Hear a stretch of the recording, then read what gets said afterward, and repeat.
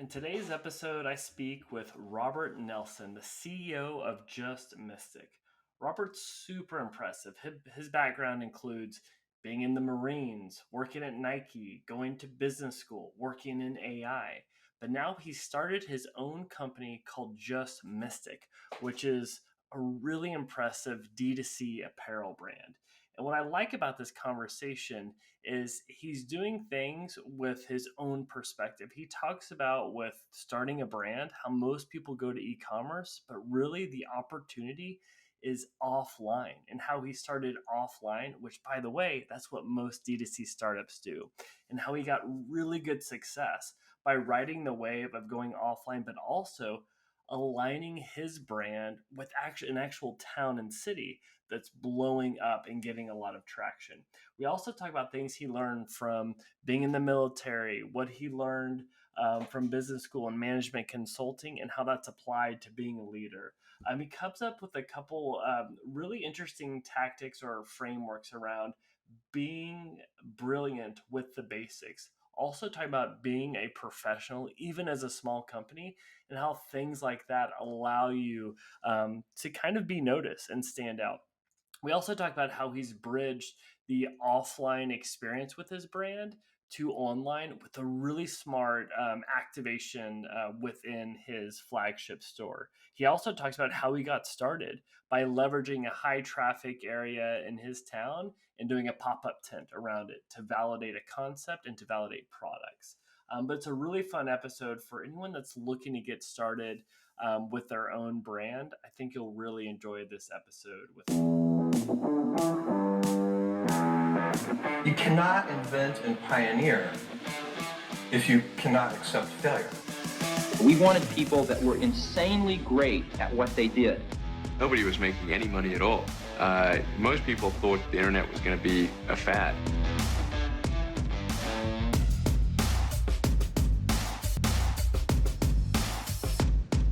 All right, Robert, can you tell me what is Just Mystic, and can you give me any color on like how old the company is or the size of the company? Yeah, for sure. So Just Mystic, we're an apparel brand. We fit into kind of the coastal lifestyle niche. We also pull influences from really three fashion categories. The first category being prep wear, the second category being sportswear, and the third category being streetwear. So that's kind of we try to find a sweet spot in those categories, and we're essentially bringing what an aesthetic in that sweet spot to the market that we think is different, that the market doesn't really have yet. And so, yeah, we're an apparel brand in that space. We are based in Mystic, Connecticut, which I can give a little color on Mystic, Connecticut. But that's where we're based. We have a brick and mortar store, a brand new one that I think we'll talk about, a new flagship store. We're also online, of course. We're doing a little bit of wholesale. But yeah, so based in Mystic, Connecticut. Mystic, Connecticut is kind of a small town on the coast. It's about 3 hours from New York City, about 2 hours from Boston. Really awesome kind of intersection there because we're getting traffic from both locations. We're also pretty close to where a lot of people do spend their summers, like Martha's Vineyard, Nantucket, that area. But we're like actually on land, not an island.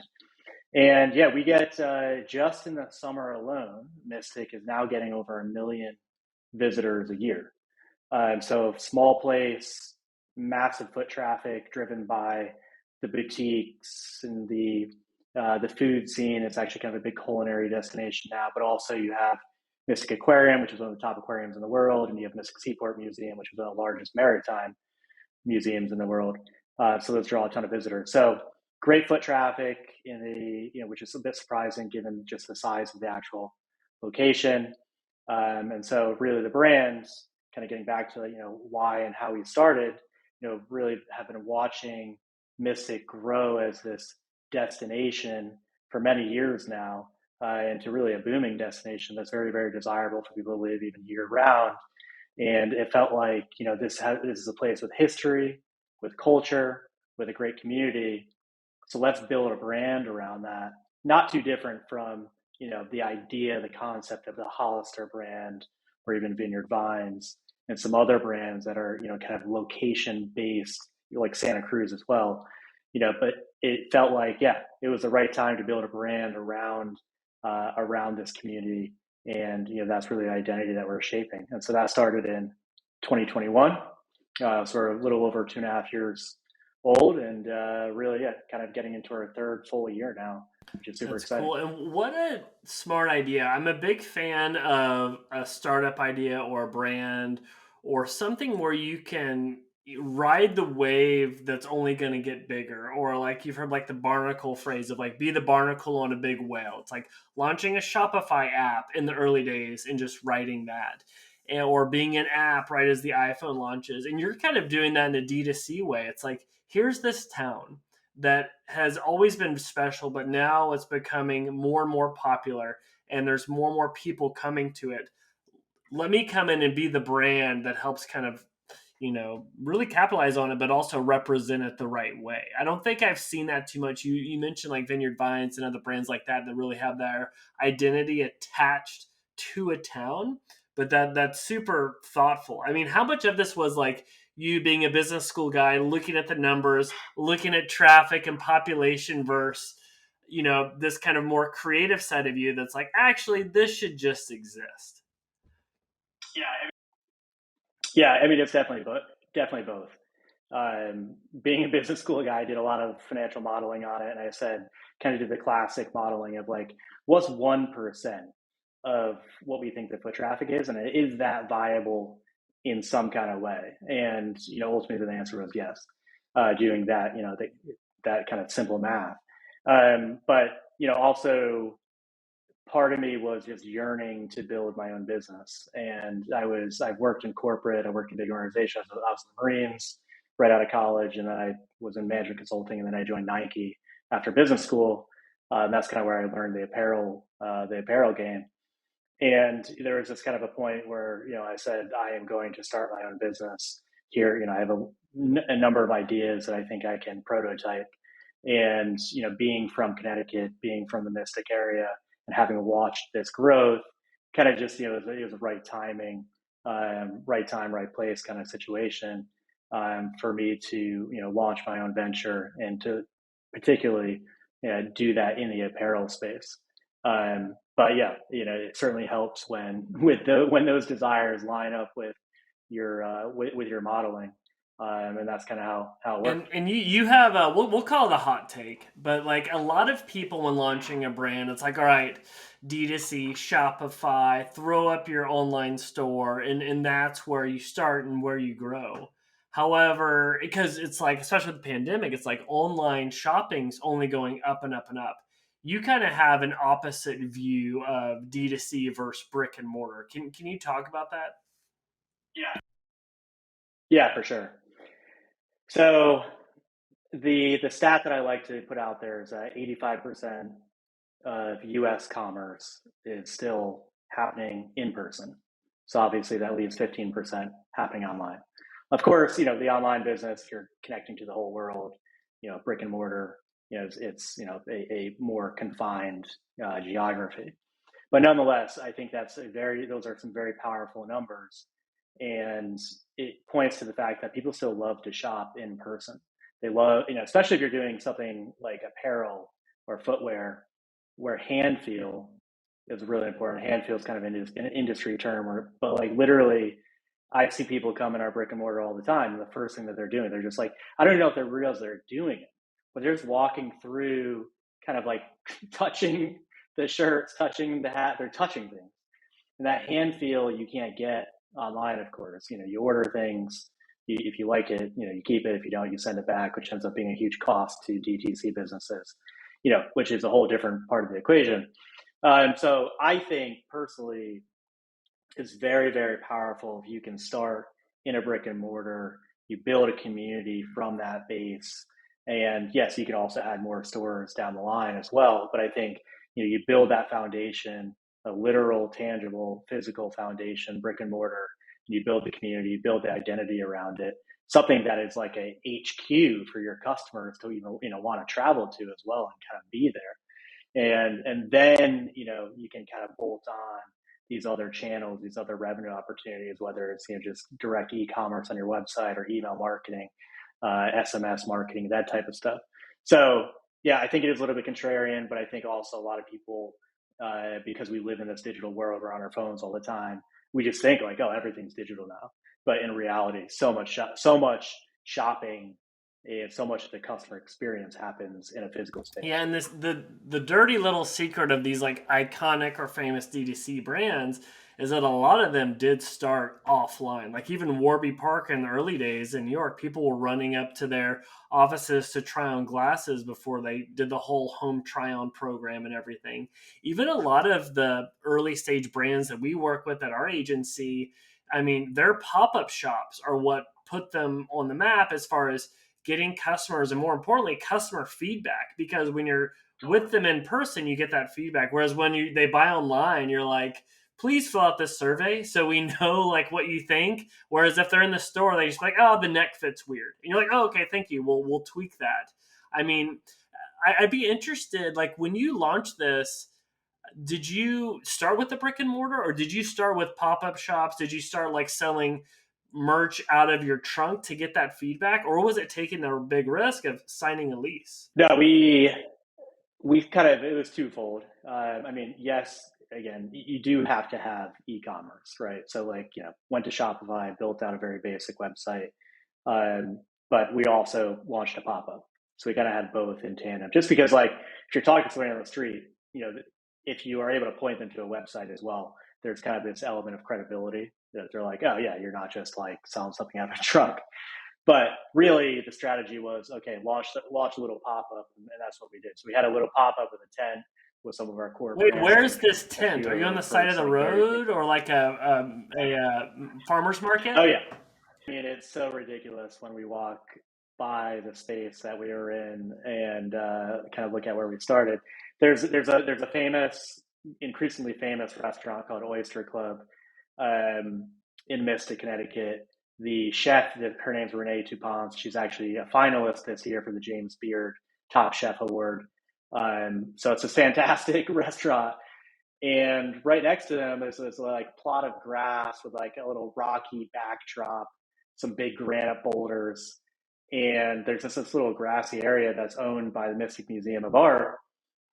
And they don't really use the space. And so we just said, hey, like, you have this little manicured space, and we're literally talking like this might be like 500 to maybe at most 1,000 square feet, and literally just enough for a tent. And it's on kind of one of the side main roads in Mystic and downtown, a very pleasant area. And so yeah, we put up a tent and had a couple of fold up tables, that we, my sister, our creative director and co-founder, she's a designer. She's done a lot of interior design. So, she made our tent look really, really nice. But it was a tent, and we had 2 folding tables, and we had some crew necks, hoodies, t-shirts, stickers, the very basic things. And, basically we went out for, I think it was 5 weekends or so in early fall of 2021. And, we just, that was direct feedback that we're getting from customers. We had customers running up to us being like, I can't believe this concept doesn't exist already in Mystic. Like, that was like what we commonly heard, or just, just like excitement around just wearing something branded with Mystic. And, and we also got some feedback like, oh, could you do this? Could you do this? And, of course, like you can only take so much feedback. But nonetheless, as you were just talking about a minute ago, I mean, like, yeah, that feedback that you're getting in person is so critical. And that's what we got in the pop-up over these like 5 weeks. And ultimately we said, okay, we have something here. Now we really need to, focus on finding that brick and mortar space. Okay, so you validate, hey, people want this. You're selling products out of the nice tent. And I was just checking out Oyster Club because my sister's moving to Providence. I was like, hey, this is an hour from Providence. She needs to go here. This is a cool spot. You get validation and the product, you get feedback. Walk me through that next step, because that's a big move to be like, all right, let me sign a lease or get this space. Like, how did you, because you're very analytical, how are you thinking through that like financial move and that business move? Yeah, for sure. I mean, to this day, I mean, I manage a pretty tight spreadsheet of our cash flow. I have a great fractional CFO that we brought on board who helps a ton with that, but I still have a pretty tight hold on those things. And yeah, I mean, I think it was a lot of modeling and kind of figuring out, okay, and making some educated guesses based on the feedback we had from the pop up, which was, okay, like what are going to be our core pieces? What are our core styles? What are the core colors? And obviously, we had a certain budget in mind, and ultimately it said, okay, like let's be a little bit conservative here. We're not going to go crazy with the colorways. We're not going to go crazy with the number of styles, but like let's stick to what we know works. And let's start there within our budget and order X number of pieces per style per color, and that's how we're going to initially populate our assortment in our store. So it was a lot of just frankly a lot of number crunching, some educated guesses, but also being conservative. And I think this is kind of also like in some of those principles that I've seen you outline. What is it, like your 40 principles or your 21 principles? What is it? The 22 principles. And I think it's like one of those principles is like, you want to have a very disciplined product portfolio. You don't want to have too much, especially at the start. And that was very, very key to, our thinking early on, which is like, okay, let's keep the product portfolio super tight to what we know and within our budget. And then aside from that, I think there's a huge conversation around what is that customer experience going to be like, because you want people to have a great experience. And so we spent a lot of time thinking about how are we going to design the actual space, and ultimately kind of merged the customer experience with the product assortment, and that's kind of how it all initially came Yeah, together. so validate the idea. You get the brick and mortar, try and be very cost conscious on this because, like, I assume you're kind of like self funding this, or maybe like friends and family, as opposed to like raising VC money, right? To get to this phase. Yeah, I mean, this is all bootstrapped. I think the apparel industry is a tough one for VCs just because the multiples are low.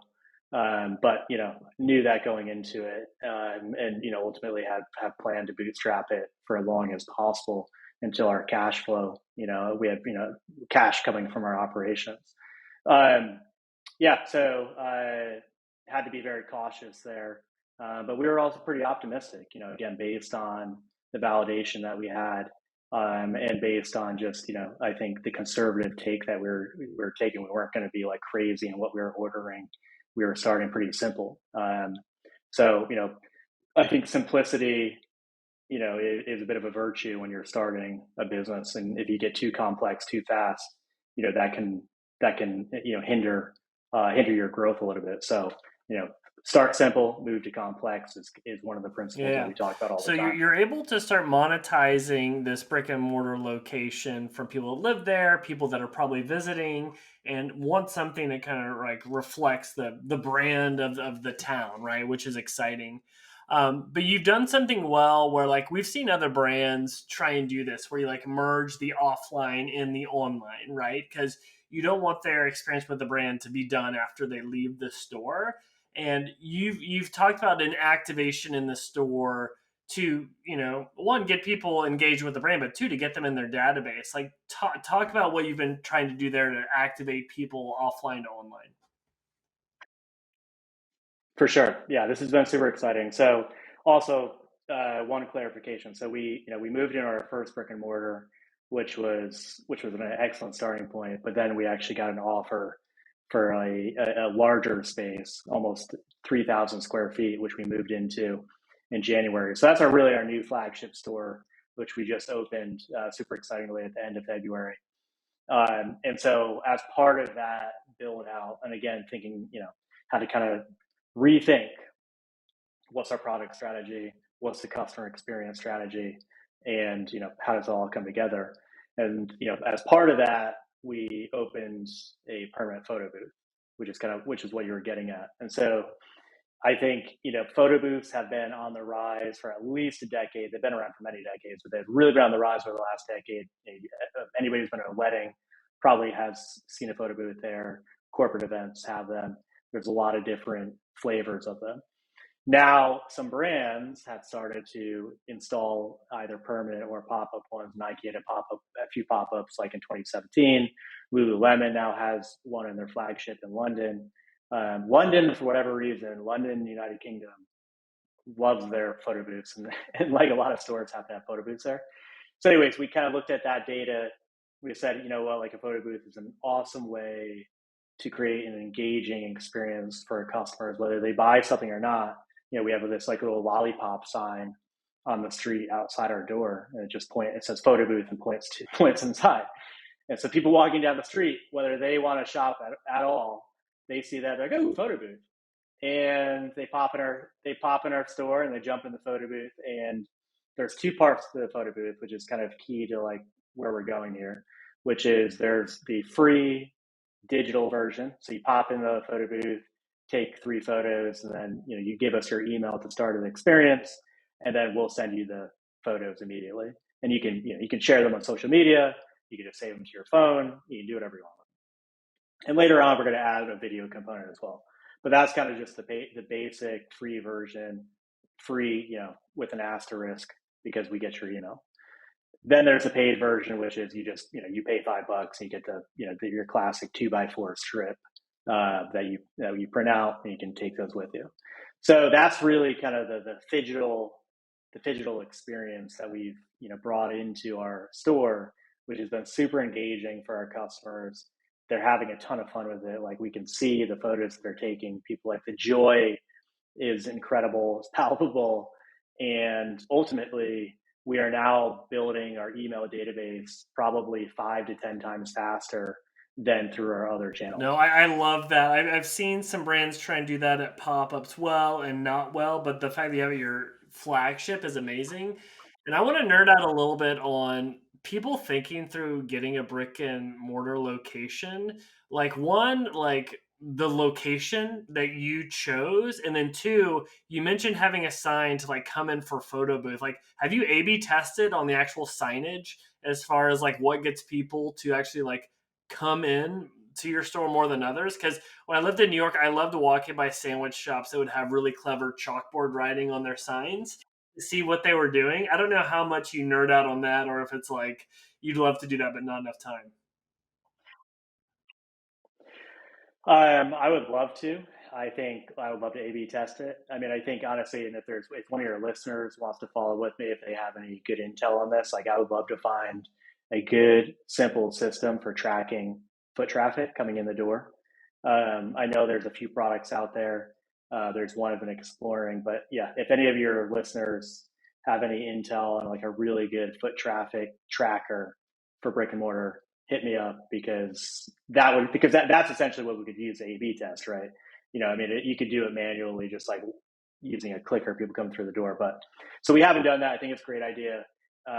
It's more anecdotal that I've just been like, since we put the lollipops down outside, it's like, wow, those photo booth numbers are like really ticking up, which is incredible.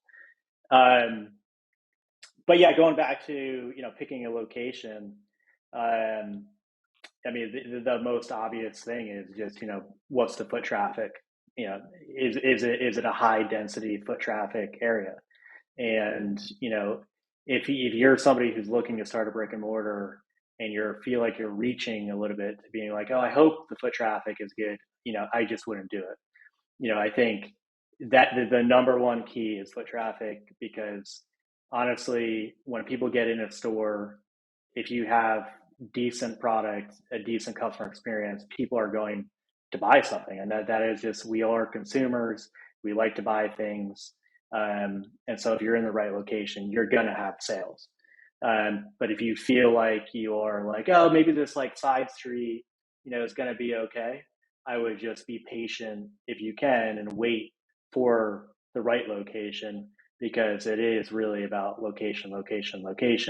And then after you have that location, creating a really nice customer experience, having good signage, doing collaborations with your community, with the businesses around you, to kind of get that word out and just be a good partner, a good business partner Yeah, with the yeah. community. Sometimes it's that simple, and yeah, you don't want to settle because even if you're just around the corner, man, it makes all the difference if you're missing out.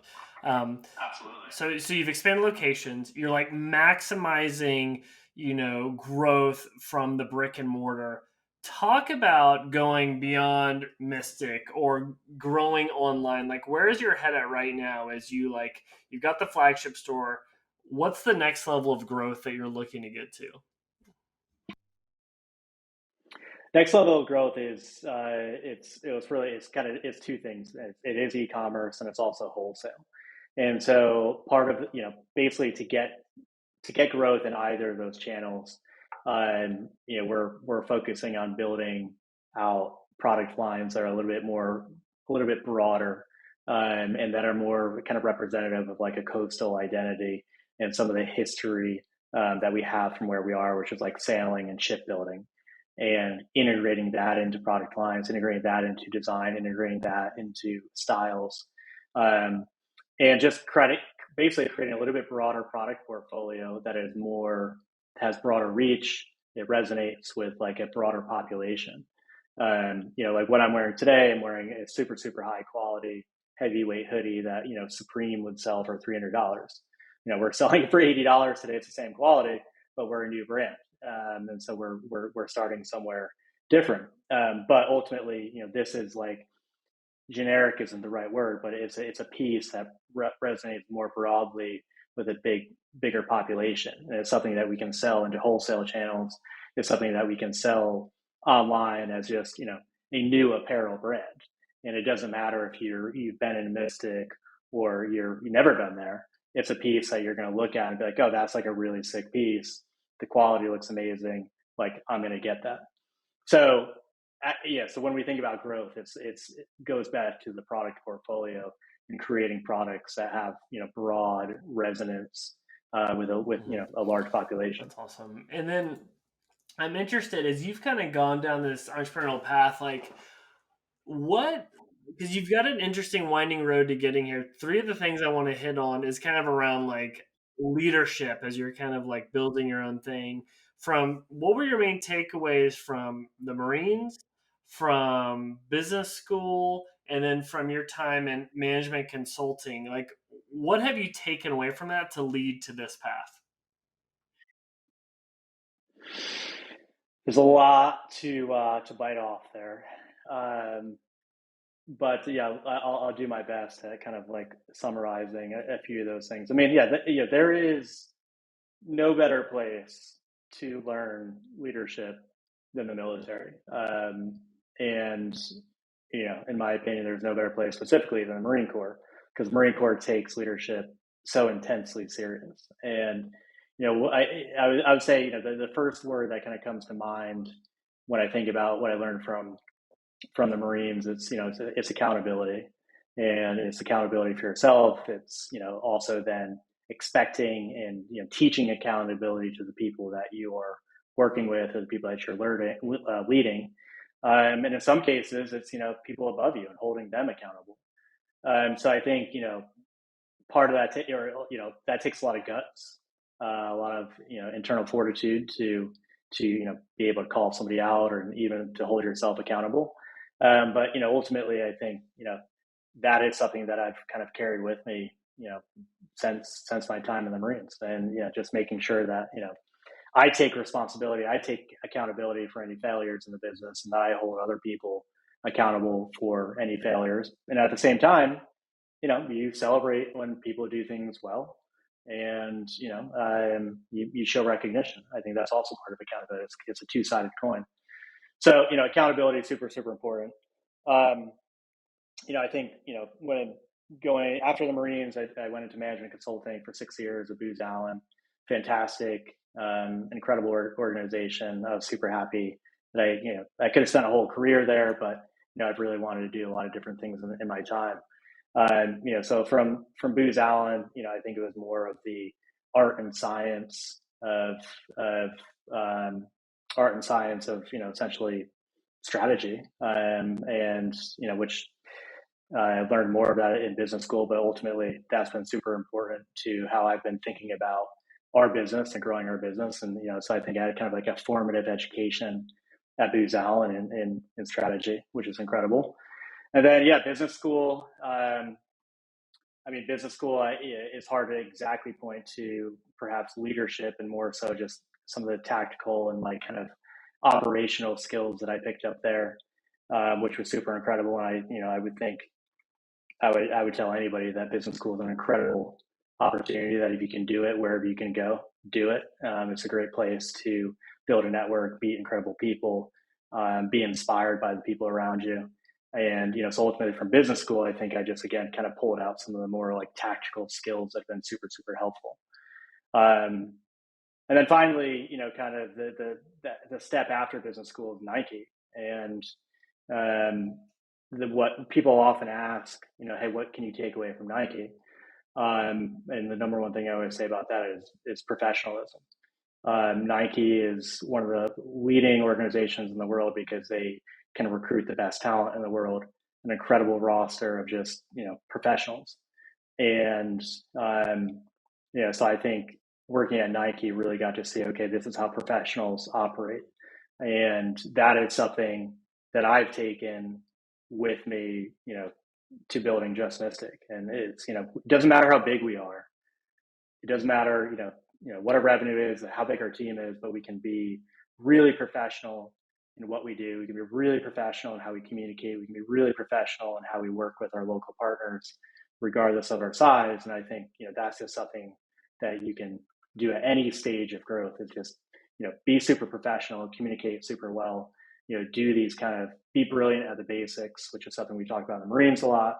If you're brilliant at the basics, then you can kind of do the more complex things, but you have to do the basics super well. You have to be super professional, be really organized, etc. What do you think are the basics with your business or your brand, right? Like, or I guess with the business, like what are the things where you're like, okay, these are the 3 to 5 things. If we're good at these, this is the right foundation. These are the basics. Yeah, so that goes to, we are building a brand. So I think there's a few things that I think about when building a brand that are kind of the basics. And so number one, it's, what are our core styles? Is it a crew neck? Is it a hoodie? It doesn't matter. This goes for any business that you're building. It could be a tech product, anything. It's like, what is the core thing, and the core things that we're going to set out to do initially, and let's do those super, super well. And so that's kind of like where we started to say, okay, crew necks, hoodies, t-shirts. Those are our core styles. Those are like the brand basics for us. Then you think about, okay, what are our brand guidelines? And brand guidelines, I honestly didn't really hear people talk about this a whole lot, prior to starting my own company. But it's your brand guidelines essentially spells out a few things. It spells out, okay, like what are our logos? How can our logos be used, or how shouldn't they be used? Because that's so important. That's how you communicate to the world who you are. What are our fonts? Again, like, you don't want to be overly complex. You want to have some unique fonts, have just like 2 to 3 maybe, but that's in your brand guidelines. What is our tone of voice? Are we friendly? Are we playful, inclusive, exclusive, etc.? The tone of voice, again, that's in your brand guidelines. And you could include other things in your brand guidelines, just like you can include like, what your identity is. Like you could say this is where we sit in the market, which is a little bit more of like a strategy thing. But ultimately, if you go through the process of building out your brand guidelines, again, regardless of the industry that you're in, that is one of the core basics that you have to have, so that you can, essentially say, this is who we are and this is how we're different from other companies. So again, kind of starting off with those like, what are your core products?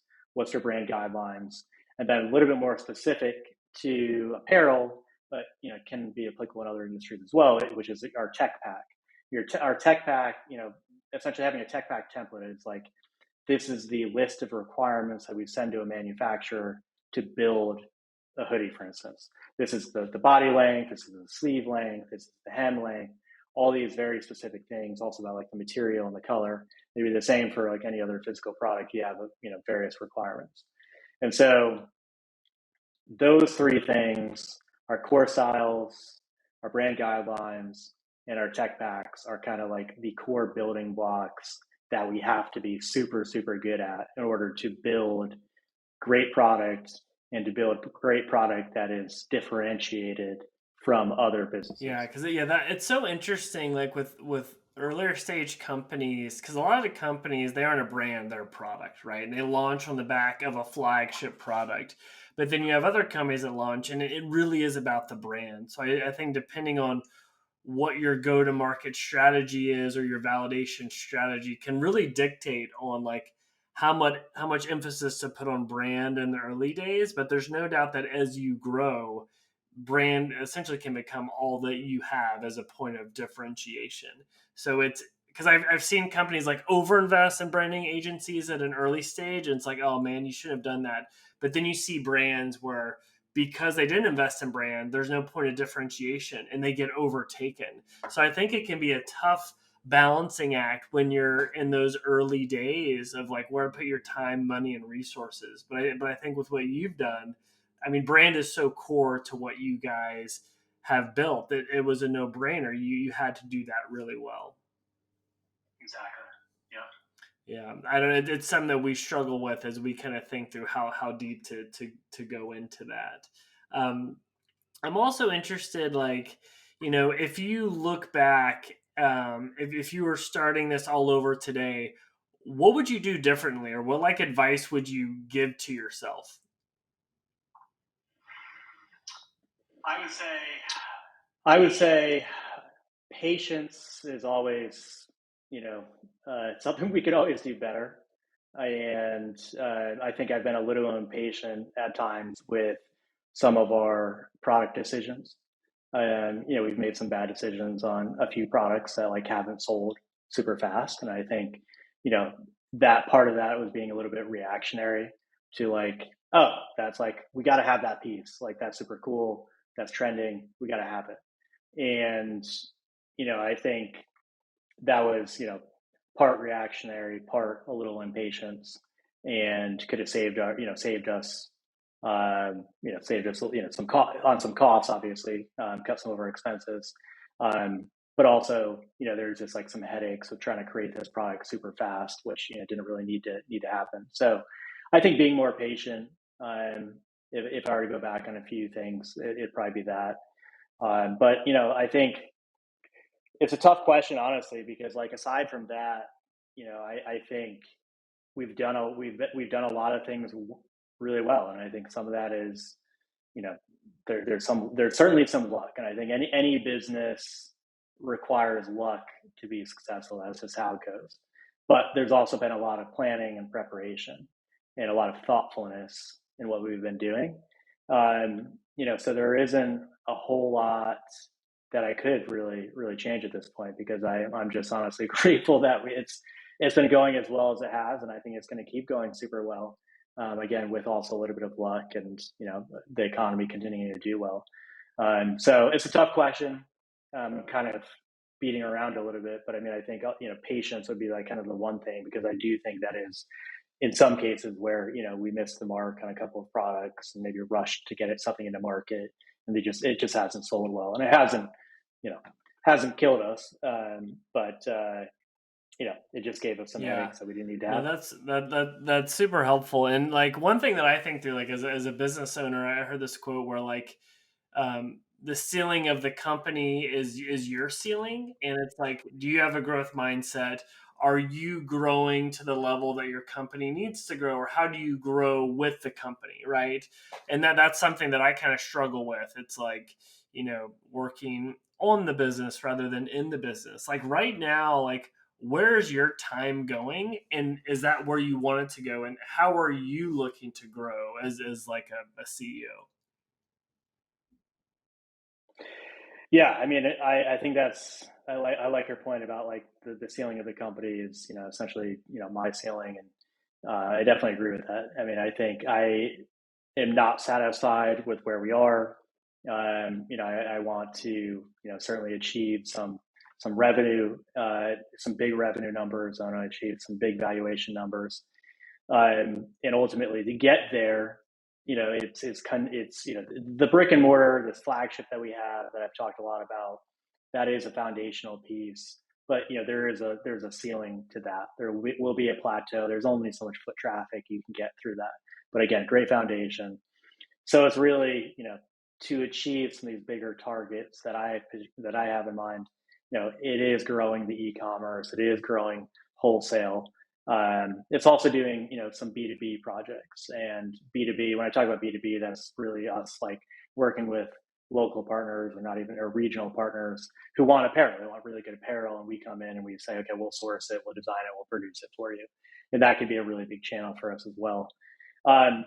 So yeah, it's I want to grow the business to be many multiples of what it is today, and so I'm spending a lot of my time thinking about, okay, what does that product portfolio look like to help us get into the wholesale channels, to get into the e-commerce, to build out the e-commerce further.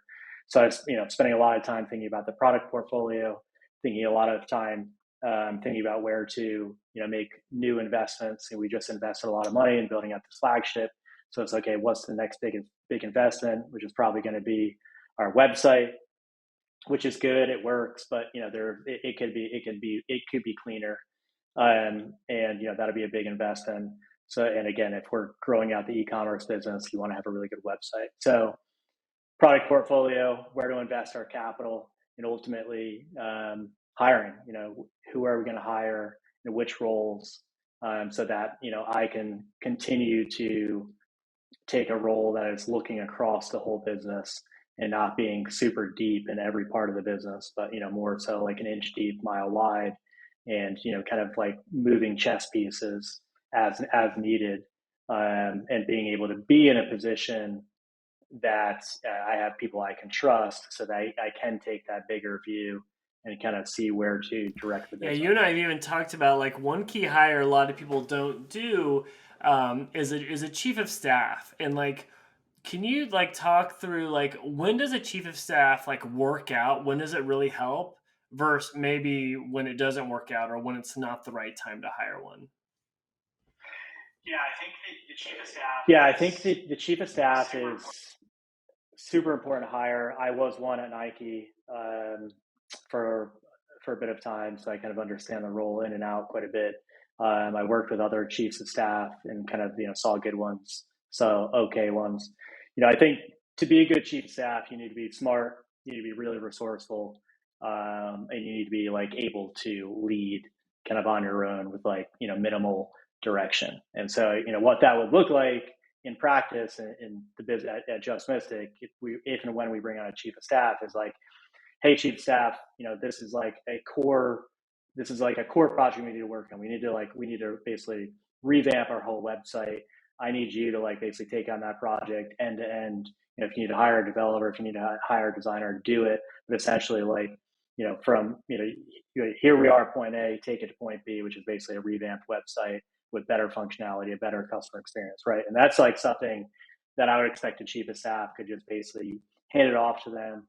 They run with it. I'm not expecting them to do all the technical work, but they know how to be resourceful, know how to like find the right people to basically make this happen. Give them an objective and let them accomplish it. And that's what a good chief of staff can do. And then when they're done with that project, you put them onto a new project. And at the same time, they might, depending on what the capacity is, they might be kind of doing other work, like it could be, you could have a weekly stand-up meeting, and they might be leading that stand-up every week, with your core leadership team. That's what, large, that was kind of what I did a lot at Nike, which was, I had a bunch of strategic projects, but I was also essentially the right hand to our head of digital product at Nike. And she had a large leadership team of about 12 senior leaders.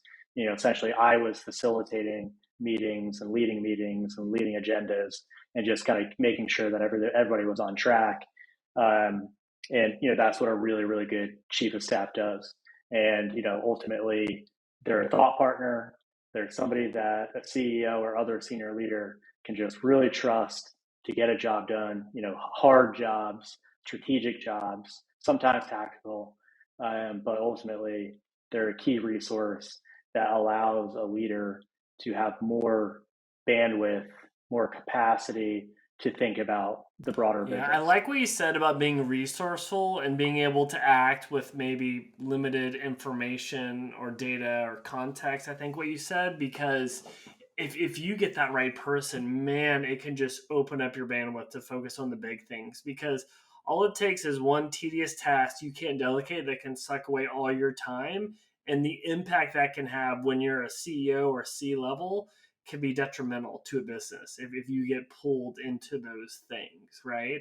And it's something that if people are able to do and you can find the right one, it's amazing. I think I mentioned we found someone accidentally who they were really good at. They had a master's in project management and they were also technical, and that ended up being a really nice sweet spot of two skills. But I liked your call out too of like having that strategic mind because they need to be able to operate with you and other senior leaders. Yeah, absolutely. Yeah, absolutely. I mean, I think I've thought a little bit about, there's a group on LinkedIn called the Chief of Staff Network. I don't frankly know too much about how they operate and kind of like what their body is like, but I've reached out to them just to inquire, hey, like, would you be able to source just an intern for the summer? Because I think that could be useful. I approach that with some, I'm a little cautious with that because I think one of the key things of a chief of staff is that they're fairly experienced, fairly seasoned. They know how to talk to other, senior people. They, kind of have a presence, and there's kind of like a level at which I think you might be too junior to be a chief of staff unless they're kind of just doing more like, very tactical things. Um, so there is kind of like that balance too of like what level of like a veteran are they? But it's it's something I'm considering. I might test out bringing out an intern at who might be a little bit more junior, but Yeah. more to Well, come on that's that. awesome, man. Well, the last question I like to ask is what's the nicest thing anyone's done in your professional career? Wow, that's a great question. Um, I was nominated and I won. It's called the Values and Practice Award. Um, it's a Booz Allen award. Only like 0.1% of the workforce receives it annually. So it's like I think 20 people or something out of 20 some thousand people.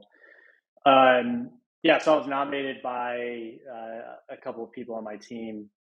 I think this is like my fifth year at Booz Allen, and yeah, ultimately won this incredible award, which came with like a great prize of like this all paid trip to like a number. I could kind of pick where I wanted to go, which is really cool. But the award aside, or the reward aside, just kind of being nominated for it, was just like a very validating and super thoughtful thing in my career that I was honored to receive it and honored to be recognized and just super grateful to the team and the individual in particular who was kind of like leading the nomination. Still very good friends with her today. She's been one of the best bosses, best managers, best leaders I've ever had, and so just incredibly grateful to have been nominated and Man, to have that's a won cool that award. company to be in. And yeah, awards like that don't happen unless someone like champions it, I'm sure. So that's a lot of effort on their part where they're not really getting much on their end. So very cool.